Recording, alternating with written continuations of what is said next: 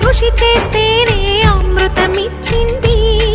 అవరోధాల దీవుల్లో ఆనంద నిధి ఉన్నది. కష్టాల వారధి దాటిన వారికి సొంతమవుతుంది. తెలుసుకుంటే సత్యమిది, తలచుకుంటే సాధ్యమిది. మౌనంగానే ఎదగమని మొక్క నీకు చెబుతుంది.